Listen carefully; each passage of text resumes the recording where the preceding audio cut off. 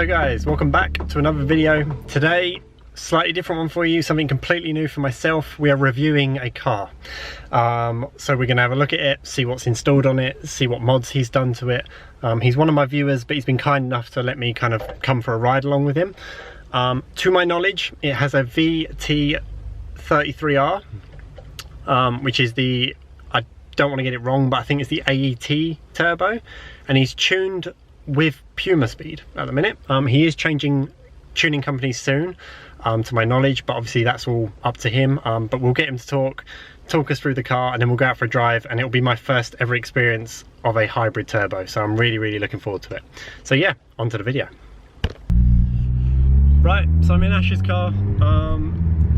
We're off to a secret location in Mexico, as everyone says. The first thing you're going to hear in this video is probably his exhaust. So what exhaust you got, Ash? It's a Scorpion 3-inch non-red system with a Perron 3.5-inch high flow cat. Right, okay, sweet. So you haven't gone for the D-cat? No. Was that for MOT purposes? Or? Yes. Yeah, 100% for that. Yep. The sports cat life. Jesus. Okay, yeah. So it's definitely got some punch to it, that's for sure. Jesus Christ. That is absolutely ridiculous. That's insane. You knocked my hat off. No one's ever seen me with that hat before. That is, you know, I'm not putting that on. That's Jesus. Right. So, tell me about the turbo. Tell me who you're currently tuned with. Tell me who you're going to be tuned with. Tell me everything. Okay, so at the minute, I'm currently running a VT330R mapped, sorry, with maxed X47 mapping on it at the minute, by Ross, yep. LP. Next week, we're going up to Scotland to have his Nexus mapping put on to the car. It's going to get data logged, dynoed. Looking forward to it, just to see the difference between obviously the Puma speed mapping and what Ross is doing. Yeah, definitely. So he's only just released that to kind of timestamp this video. Yeah, I think he only released it today, maybe last night. Yep. So it's kind of all brand new stuff. So Ash here might be one of the first ones with that mapping. It will be the first VT330R that he's done. There we go. On the mapping. It's also got, the car's also fitted with LP ported manifold as well. Right, which okay. I don't know if any other cars have got that, but...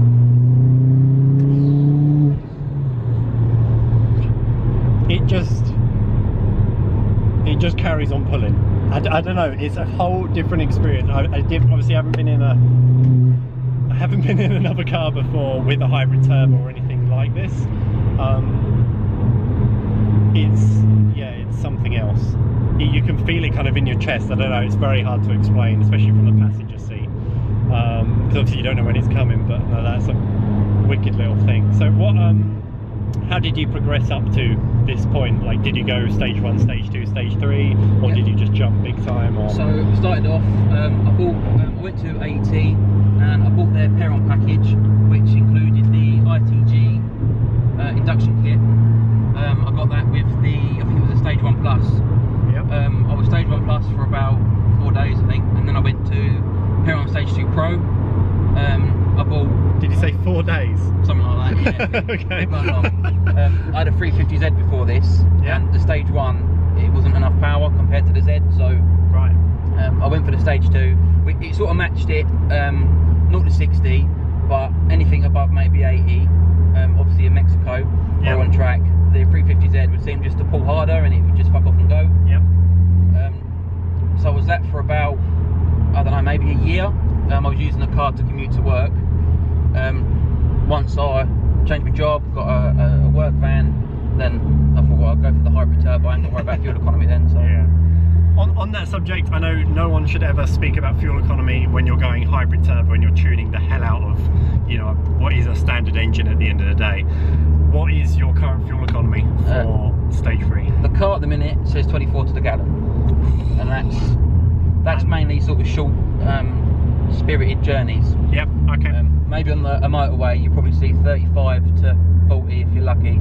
Right, okay. I've got a mate that's got another, he's got a Revo ST and he's seeing about 35 on run, so... Okay, so it's not too bad, but we're talking, by the sounds of things, that's like RS levels of fuel usage. But then I guess you know, you are starting to touch near a stock RS, aren't you?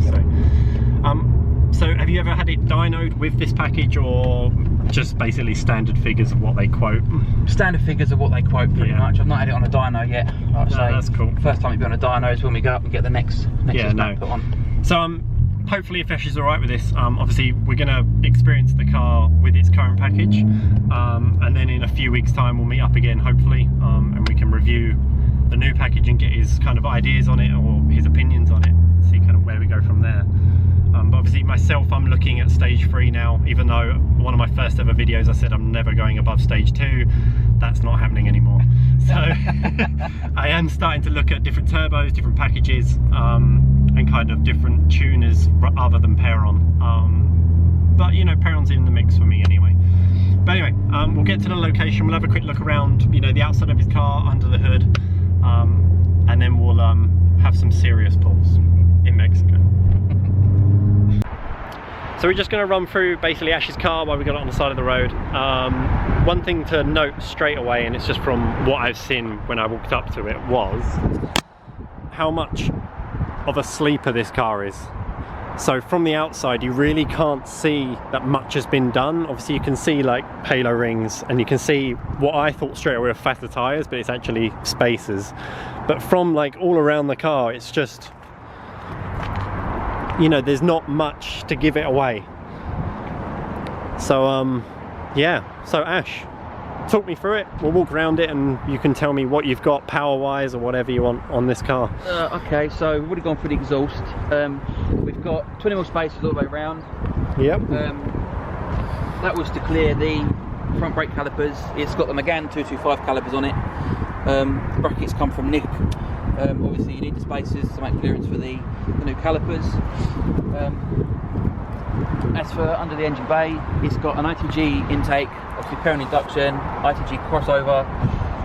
It's got an AirTech, I think it's purple bushing, engine mount, Perron high-flow cat, the VT330R turbo, turbo smart front back. What else have you got? A bit of everything. Yeah. A real bit of everything. You got a boost gauge inside? Yeah, turbo smart, PSI boost gauge, the Laird or Laird performance, exhaust manifold, quarter manifold. Right, okay, sweet. It's a lovely package. It really is. So we've obviously have driven to this location, and on the way, as I was saying before, you can really feel it in your chest kind of when he's driving, and I don't think we've had it fully down to the floor just yet. So I'm looking forward to that for sure. But obviously it was a long trip to Mexico. How often do you do like service changes? Because a lot of people are going to ask that about, you know, being stage 3 and stuff. Do you do it yourself? Do you take it to a dealer? What do you do? All my work to my car I try and do myself. Yeah. Basically that way, if anything goes wrong and I need to bodge something to get the car back on the road, I know where I've bodged it, so I can go back and fix it. Right. Okay. That's a good way of doing it. As for servicing, between 5,000 to 6,000 miles normally. It depends. That's just the engine oil, the coolant maybe once a year, plugs once a year. The cam bucket, 30,000 miles. the dreaded cam bucket. So I'm one for myself to say, like, the cam bucket, I hate the idea of people are like so anal about it and needing to change it all the time. So please give me your honest opinion. Do you think it needed changing? No. Okay, there you go. So I've always said, whenever I see someone do it and then they show the cam bucket to a new one, yeah, it's got like a bit of, you know, black soot or whatever you want to call it, I guess fuel, but you know, you don't really need to worry about your cam bucket. So if anyone says you have to change your cam bucket, don't worry about it too much. It's not going to be the end of the world. But anyway, so we're probably going to go for a little bit of a drive now. We're going to get a full reaction of it, and yeah, it'll be cool. So I'm really looking forward to it. So on to that. Do it. Right, so we're gonna have a little pull now. So yeah, go for it, mate. Whenever you think you're not gonna catch these cars up in front.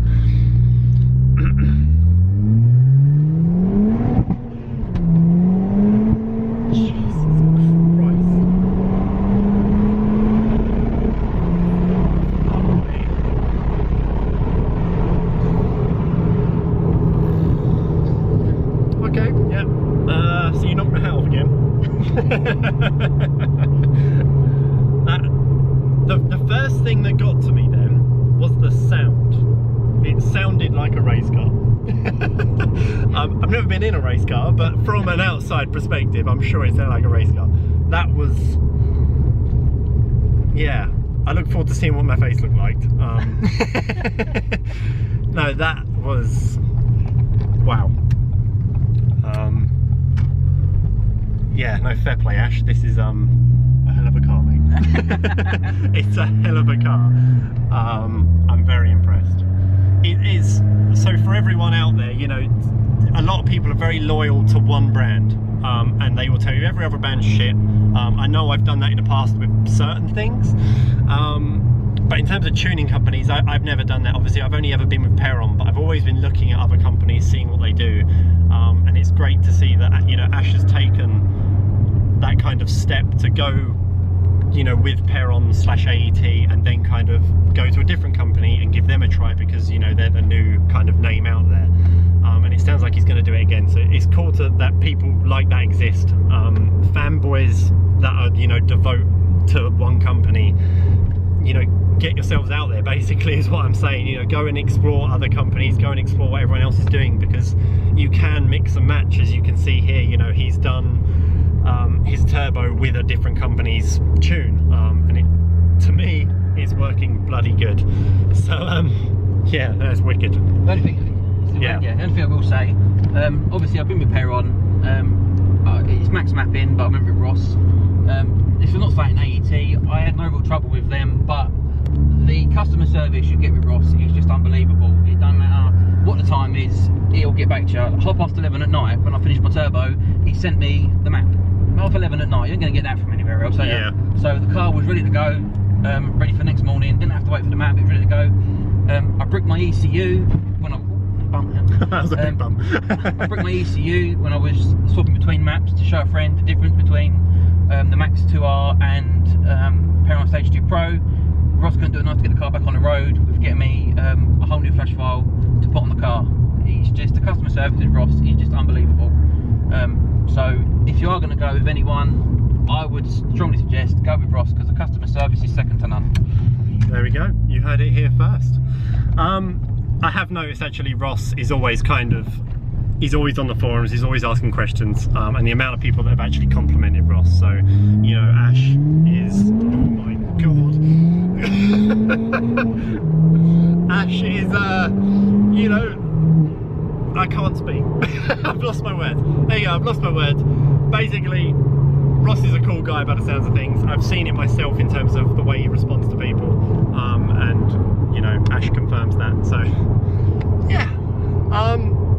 Hopefully, I look forward to working with Ross in the future at some point, whether I just buy a few parts of him or whether I go down his new tuning company, we'll see. But this was Ash's car.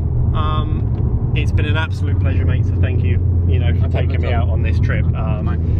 It's been amazing, and a complete experience for me. Like I said, I've never done anything like this before, and I look forward to kind of doing it with other people as well. So if you guys have any cars you want me to review, just hit me up.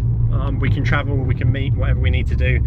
Obviously, if you live up in Scotland, it might be a little bit hard, but if you're around Kent way, I'm here, and I'm here to review your car. And by that I mean sit in your passenger seat, you use all your fuel, and I get a big smile on my face.